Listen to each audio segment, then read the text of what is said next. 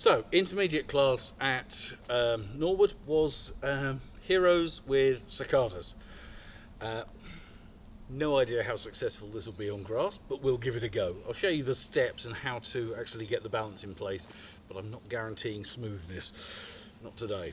Anyway, so the idea with the Giro, we just did a Giro in the beginners class, so you can see a Giro on its own takes 4 steps to get around traditionally. You can speed it up a little bit, but or, reduce the number of steps a bit. But one way of doing that, and one way to add a little bit of extra flair to a Giro, is to add in a sacada. And a sacada is where I displace her foot with my foot.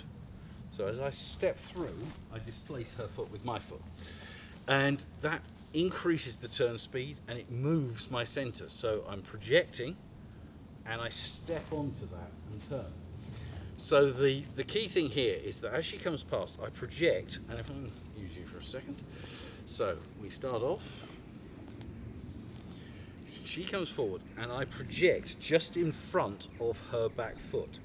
Now I'm looking at the camera at the moment, but I would naturally be dissociating around so I can see her. So I'm not sending her behind me, I'm dissociating around so that I'm keeping my chest connection with her. She's keeping her chest connection with me. Now obviously something's got to give, because she's going to go round there and I'm about to step behind her. So you tend to sort of snap around quite fast during the actual transition. So I project, and then as I transfer my weight onto there, it's hard on grass, we both turn around. So we've actually gone around half a turn in one step now, whereas a normal Giro would be forward and side before you get to the second, facing the other way. So we start off, first one we project through and turn. Second, we're going to do another sacada. Her side step, my weight is on my right, her weight is on her right.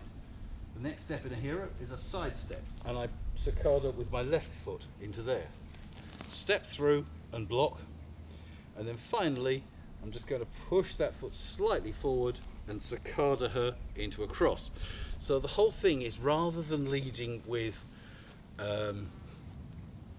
you're still leading with chest movement, but rather than getting all of the displacement and leg movement from the chest, you are actually displacing your partner's leg with yours. So you're almost levering it out the way. It's still a little bit of a fake though, as most of these things in tango are.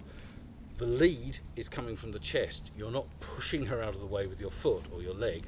You're still leading with the chest. You're just guiding the way that the leg movement happens with your leg. So that's really how the sacada Giro works. So to join it all together, we did do this at Tunbridge a couple of weeks ago, and there's quite a long video explaining that back then. So have a quick look at one of the earlier videos if you want the real detail.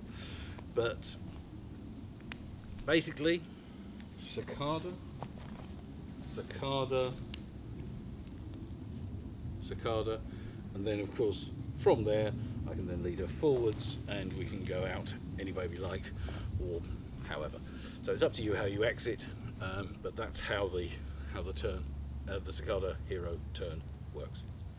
The last bit we did as part of the intermediate class at South Norwood was a little decoration or adorno for the followers during an ocho.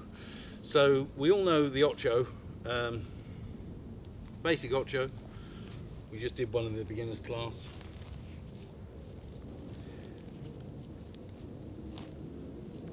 That gives the follower some time to do something though, particularly if leaders, you're not rushing. So what we don't want is if you're a leader and you're expecting your follower to be doing lots of adornos, what we don't want is, let's do the ochos like that and then think, why is nothing happening? Why is she not doing the decoration? She doesn't have time.